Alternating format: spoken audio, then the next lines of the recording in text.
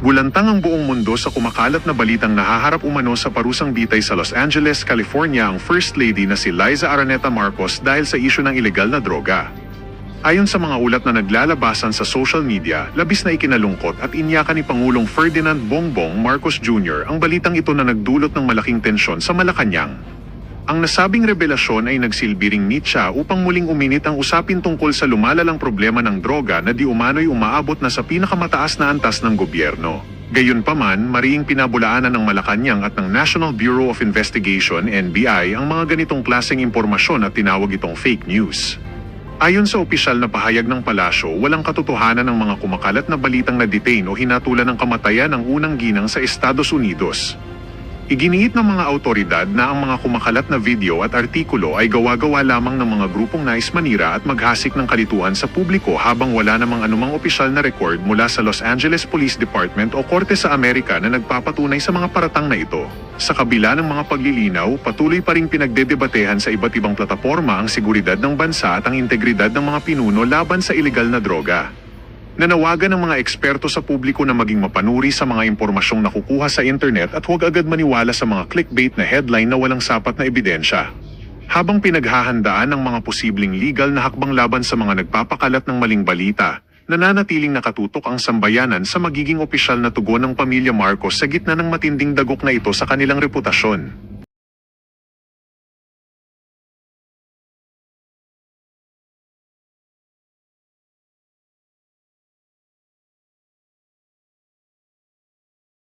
Rules of proceedings, punish its members for disorderly behavior, and, with the concurrence of 2/3 of all its members, suspend or expel a member. A penalty of suspension when imposed shall not exceed 60 days. Mr. Speaker, the power to discipline is a power of protection, and the Legislative House is given the power to protect itself by the punishment of a member according to one of the works of Hector de Leon, citing Cooley's A Treatise on Constitutional Limitations, a member who may be physically, mentally, or morally wholly unfit. He may be affected with a contagious disease or insane or noisy, violent, and disorderly, or in the habit of using profane, obscene, and abusive language. Mr. Speaker, Sections 141 and 142 of Rule 20 of Rules of the House of Representatives in the 20th Congress implement this legislative power of discipline. While there are express constitutional limitations on the power to discipline, namely, number 1, the only ground under which the House may discipline a member is for disorderly behavior. Number 2, the House may impose the penalty of suspension or expulsion only with concurrence of 2/3 of all its members. And 3, the penalty of suspension when imposed shall not exceed the period of 60 days. These limitations refer to the manner of exercise of the power to discipline. Mr. Speaker, there is no qualification in the constitutional legislative power to discipline that disorderly behavior must be related to official conduct or must be committed within the halls of Congress or in pursuance of legislative functions or in the course of legislative proceedings or activities. Mr. Speaker, the House of Representatives is the sole judge of what constitutes disorderly behavior.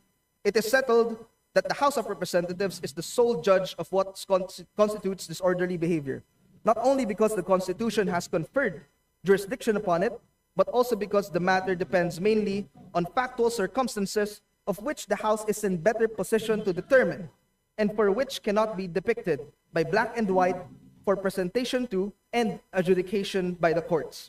What constitutes disorderly behavior as a ground for disciplinary action is concededly beyond the reach of the courts. While the Constitution is not explicit as to what constitutes disorderly behavior, jurisprudence dictates that the same is left at the sound discretion of the legislative body. In the case of Osmeña versus Pendatum, the High Court ruled that while parliamentary immunity guarantees the legislator complete freedom of expression without fear of being made responsible in criminal or civil actions before the courts or any other forum outside the congressional hall, however, it does not protect him from responsibility before the legislative body itself whenever his words and conduct are considered by the latter disorderly or unbecoming a member thereof. Respondent violated Section 141A, Rule 20, Code of Conduct of the Rules of the House of Representatives. Mr. Speaker, complainants alleged that respondents' act of posting disparaging content against the government and its institutions in a public sphere brings disrepute not only upon the respondent himself, but also to the entire institution. Complainants alleged the offensive posts constitute public misconduct, not private speech, because these were made through his official social media Facebook pages, and that the subject posts drag the House in disrepute, tarnish the institution's reputation, and undermine Meron mo ba matatarnish sa reputation mo? Hoy, Abalos! Meron mo ba matatarnish sa reputation ng House of Representatives? Pagkakakilanlan sa inyo na sambay ng Pilipino, mga magnanakaw kayo dyan. Hindi ka naman kasama. Karamihan sa inyo dyan mga magnanakaw. public trust. His continued publication of lewd and inflammatory content under the social media Facebook account Congressman Kiko Barsaga is a continuing ethical breach. Respondent, on the other hand, Mr. Speaker, alleged that Section 141 Rule 20 of the House Rules provides a general ethical guideline and is inherently subjective and must be interpreted in light of the constitutional guarantee of free speech under Article 2, Section 4 of the 1987 Constitution. He argued that the posts are not part of legitimate exercise of a legislator's oversight and representative functions. He added that there is no indication that the statements made online were made with malice, nor is there evidence that they were false or made with reckless disregard for the truth. Mere criticism of government or its institutions, even if harsh, does not automatically equate to conduct that reflects discredit on the House, absent clear proof of bad faith or intent to undermine the institution. Mr. Speaker, respondent repeatedly raised that the subject's social media posts are made in exercise of his right to free speech and constitute expressions of opinion on matters of public concern. Freedom of speech and expression is not absolute. It cannot be invoked in a proceeding before the Committee on Ethics and Privileges, whose jurisdiction is to scrutinize a member's conduct, especially so that the tool being used is by the nature of cyber communications like social media posts and Facebook, which has particularity on its speedy and wide-scale character. It is not a license, Mr. Speaker, to harm or defame others or to violate other rights. Mr. Speaker, if every member would invoke their right to free speech in every instance where an improper conduct is being investigated, there would be no instance when a member can ever be held accountable or liable. Although members of the House of Representatives are given a wide latitude in expressing their views on matters of public concern, they remain responsible to the House whenever they go beyond the threshold of conduct that is befitting for a congressman. Intemperate, distasteful, and incendiary language or conduct, even those uttered or committed outside the halls of Congress that tend to reflect discredit on the House and undermine its integrity, are subject to the disciplinary authority of the committee and the House of Representatives. Section 141A, Rule 20 of the House of Representatives Rules. Section 141, Code of Conduct. There is hereby established in the House the following Code of Conduct. A member shall act at all times in a manner that shall reflect creditably on the House. Section 141A obliges each member of the House of Representatives. Ako nang toko, ang daming sinabi nitong si Abalos. To make the story short, punta na ho tayo doon sa mga punto de vista nitong si Congressman Kiko Barsaga. Ito talagang Abalos na to. Oo. Ito na ata yung bahagi na hahatulan na itong si Congressman Barsaga. Whether the social media posts by Representative Barsaga constitute disorderly behavior, this committee had to look whether these social media posts reflect positively on the image of the House of Representatives and its members. The statements reflect the dignity of his office as a representative of the people and his constituencies in Cavite, and the statements and social media posts reflect the values of the House of Representatives as an institution. The committee likewise took note of the statement of the Philippine Commission on Women condemning the scandalous behavior of the respondent and his disrespect of women's dignity. Ultimately, Mr. Speaker, based on these standards of conduct, the committee finds the social media posts in Facebook to be appropriated and unbefitting of a House member. Respondent's reckless, offensive, and irresponsible use of his social media platform tarnishes the name, integrity, and reputation of the House of Representatives. His deliberate choice to retain certain lewd, unprofessional, and inappropriate photos clearly shows bad faith. Respondent's conduct simply does not reflect the kind of principles and ideals the public expects of a public official, particularly a member of the House of Representatives. Mr. Speaker, After a thorough deliberation on the case, the committee finds that the actions of Rep. Barsaga in posting Nako. incendiary social media content through his Facebook accounts and in retaining and failing to remove publicly viewable, inappropriate, and indecent photos to be unparliamentary and unbecoming of a House member. Pag kasi kung ikaw ay congressman, mahilig kang mag-chicks, hindi pwedeng nakapost yan. Dapat ikabit mo lang. Sustentuhan mo lang. Itong si Congressman Barsaga, kadik niya lang naman. Mas okay naman ho yan kaysa yung ibinabahay pa. May asawa na tapos ibinabahay pa. Di kagaya ng iba mga congressman dyan.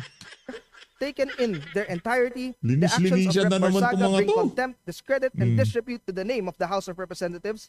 His actions reflected negatively upon the dignity, integrity, and reputation of the House of Representatives as an institution of the members of the House individually and collectively. Consequently, the committee finds respondent Representative Kiko Barsaga of the 4th District of Cavite guilty of disorderly behavior by violating Section 141A Rule 20 of the Rules of House of Representatives, 4C of RA 6713, or the Code of Conduct and Ethical Standards for Public Officials and Employees, and by engaging conduct unbecoming of a member of the House, and recommends the imposition of the penalty of 60 days suspension from office without the benefit of salaries and allowances during the period of suspension, with a stern warning that repetition of similar misconduct will result to a more severe disciplinary action.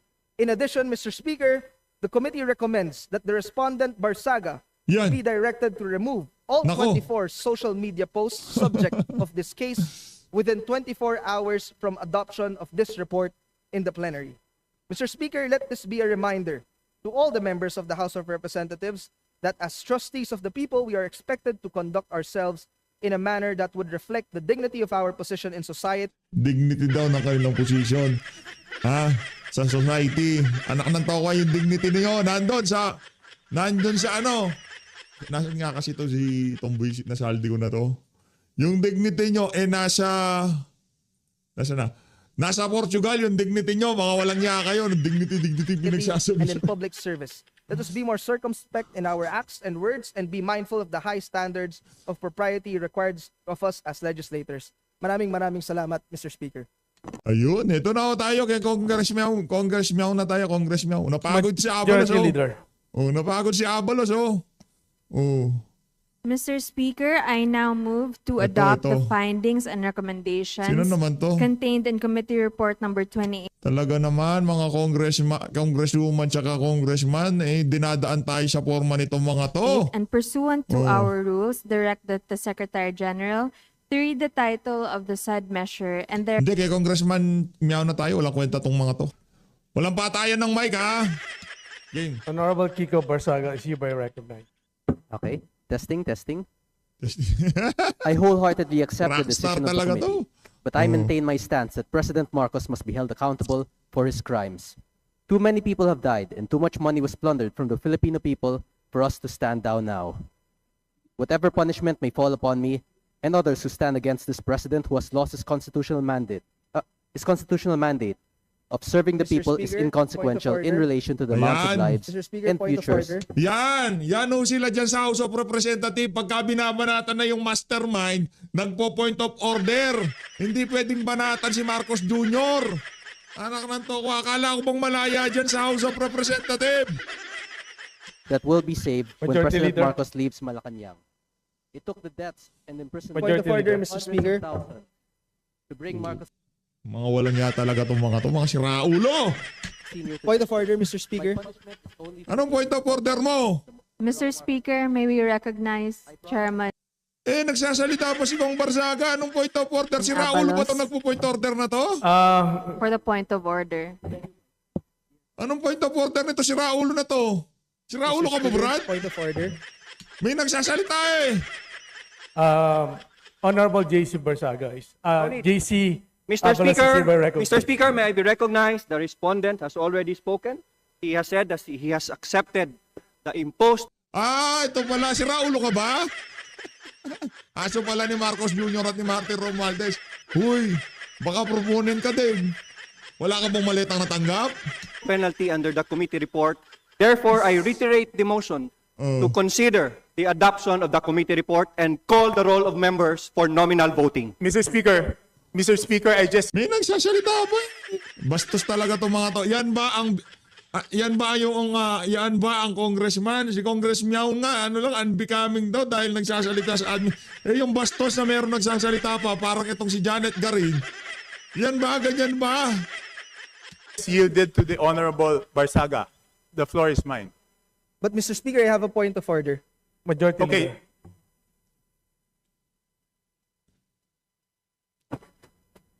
What's the point of order, Mr. Speaker? May I know from the chairman? Mr. Speaker, as sponsor of this resolution, I have not yet yielded my time to the respondent. Majority Leader. If the chairman so wishes, he has his time, Mr. Speaker. Yes. Yeah. Honorable J.C. Abalos is hereby recognized. Ayan, Mr. Speaker, I would like Anak ng toka. Wala ito. Dog show. Oh. to point out that as sponsor of Walang kwenta yan. Walang kwenta yan. Punta na tayo dito kay Congressman. Walang kwenta yan. Yung ano na yan. Galaw hula ni Marty Romualdez yan. Yung pagtanggal dito kay Congress Meow. Galaw ni Marty Romualdez. Rekta ho tayo dito kay ano. Honorable Leandro Leviste is Distinguished colleagues, Oh, ito si ang boto Congressman ko Leviste. ay no, hindi dahil perpekto si Congressman Barzaga, Yan. pero dahil questionable para sa akin na minadali natin itong Oh. desisyon dahil ngayong hapon lang natin nakuha ang committee report na ito at si Congressman Barzaga lang ang sinampahan ng kaso ng Committee on Ethics. Ang boto ko ay no, lalo na dahil inuuna natin ang kaso niya kaysa sa mga mas seryosong isyong Nako. kinakaharap ng isa sa Matindi mga to. kasamahan natin. Oh. Isang kapwa kong Batanggenyo na nandito ngayon na bumoto sa kaso ni Congressman Barzaga. Oh. Hindi ba nakakahiya maging miyembro ng Kongreso dahil parang naging normal na meron tayong isang kasamahan na inakusahan na nagbayad para sa mahigit 100 billion pesos ng mga kontrata sa DPWH? Naku Para po. bang tinatanggap natin na normal lang magkaroon ng kasamahan na iniugnay sa pagnanakaw ng bilyong-bilyong piso na hindi iniimbestigahan na ng Committee on Ethics, Public Works o Infracom, samantalang Naku po. inuuna natin ang kaso ni Congressman Barzaga, habang hindi man lang natin pinaglalaanan ng masusing atensyon ang mas Oh. mabigat na aligasyon, lumalabas na parang okay lang magnakaw sa Kongreso. Naku. Nakatala na sa kasaysayan na sa gitna ng matinding kontrobersiya sa korupsyon, ito ang inuna ng Kongreso at parang lang walang mali sa ginagawa ng isa sa ating kasamahan at tayo mismo ay ngayon sumisira sa imahe ng Kongreso. Mahiya naman tayo. Ouch! Ouch! Masakit yun ha, Congressman Leviste. Walakpakan natin si Congressman Leviste. No, meron silang Martin Romualdez, meron silang Gardiola, meron silang Gonzales. Lahat to yan. Inaakos ang merong conflict of interest, nagnakaw, hinatiran ng kung ano-ano, pero walang Committee on Ethics. Pero itong nagsasalita, kaugnay dito sa mga kabalbalan sa pamahalaan, ayun, 60 days suspended. Palakpakan ng mga siraulo dyan sa House of Representatives. Oh, next. Majority Leader. Mr. Oh, next. Speaker, I'd like to recognize the Honorable Marcoleta for his Ay, explanation. kung of this Marcoleta. vote. Honorable Kung Marcoleta. Marcoleta is hereby recognized. Yan. Kung Marcoleta tayo, kung Marcoleta. Tapos ho nito, next video na ho tayo. Tapos Mr. na ho tayo. Speaker, Dog show na yan pagkatapos distinguished ito. colleagues, isang mapagpalayang hapon po sa ating Yan, lahat. yan. I rise to place on record this manifestation of support for Honorable Francisco Kiko Barsaga and to express my strong opposition to any move seeking his suspension from this august chamber. From Voltaire's philosophy of tolerance and freedom of expression, this line is often quoted, I may not agree with what you say, but I will defend to the death your right to say it. The independence of the legislature ensures that members may speak fully, frankly, and fearlessly on matters of public interest. Honorable Barsaga's statements directed at alleged corruption within the government falls within the fullest and most urgent category of political expression. To penalize him for raising concerns on corruption, which the Constitution itself mandates Congress to check, is to subvert the very principle of parliamentary privilege. Mr. Speaker, 2004 pa lang po, andito na po ako bilang Chief of Staff po ng aking ama. Nakita ko po ang mga oposisyon na grabe magtuligsa sa administrasyon. Nandyan po ang mga magigiting na miyembro ng Makabayan Bloc na sila Arturo Campo, Lisa Masa, Joel Berador na talagang magigiting na mga figura ng oposisyon. Pero hindi naman po sila naharap sa mga ethics case, gano'n man sila kaanghang magsilita laban sa administrasyon. My dear colleagues, Honorable Barsaga is seated in this chamber because the people of Dasmariñas City, Cavite, placed their trust in him as affirmed through the ballot. Article 6, Section 6 of the Constitution states that members of this House derive their authority exclusively from the electorate. Ano po ba ang mas mabigat na kasalanan? Ang magmiyaw o ang magnakaw? Nako. Ano ba ang mas mabigat na kasalanan? Ang mag-video at mag-selfie at mag-post ng pagkadismaya sa gobyerno, ang isang batang congressman, o ang ginawang sistematikong pagnanakaw sa gobyerno o at pagsimot sa bilyon-bilyong piso sa kaban ng bayan sa pamamagitan ng mga ghost projects.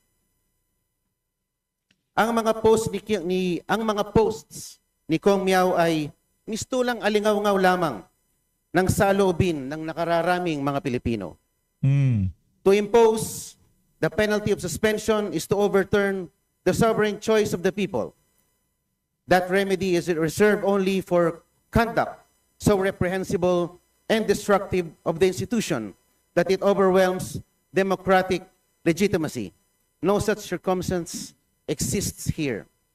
Honorable Barsaga's only act was to express his views regarding corruption in government, a matter of public concern central to democratic oversight. Let not the House of Representatives be weaponized against its own members. Thank you very much, Mr. Speaker. Sino po po mga susunod dito? Tingnan lang muna natin ha. Marami dito mga ito. Dito tayo kay ano. Dito kay Congressman ano. And to affirm the truth emerges Kay ano, kay BH only Party List. when... Maraming salamat po. Kay BH. Mr. Speaker, I move to recognize the Honorable Robert Nazal for his explanation. Honorable Robert Nazal. Nakaneral proyekto yun ah. Panibagong ano yun. Isa yun sa mga magpapahirap sa mga susunod na henerasyon. While I acknowledge the profound importance of maintaining and enforcing the ethical standards of this House, my vote of no reflects two deeply held convictions. First, although the respondent's conduct was inappropriate, crass, and unbecoming of a member of Congress, I respectfully submit that the proposed 60-day suspension is grossly disproportionate to the offenses alleged. If he has indeed acted beneath the dignity of his office, then by all means, reprimand him, hold him to account.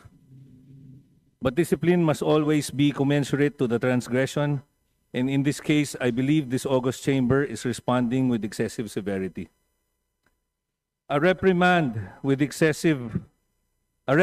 being the initial and least severe action should have been the proper first recourse, especially where the conduct, while objectionable, does not involve corruption, criminality, abuse of authority, or behavior so grave as to render a member unfit for office. Second, voting no does not mean condoning his acts. It is instead a principled affirmation that fairness and due process are indispensable. The resolution before us does not specify the precise acts for which Representative Barzaga is to be sanctioned. Without such clarity, how can he meaningfully defend himself before the entire House? The most basic tenets of due process require that any member must be informed of the specific statements or posts deemed punishable before the harshest penalty, short of expulsion, is imposed. If this House demands accountability, then we must likewise ensure fairness. Otherwise, we undermine the very integrity we claim to protect.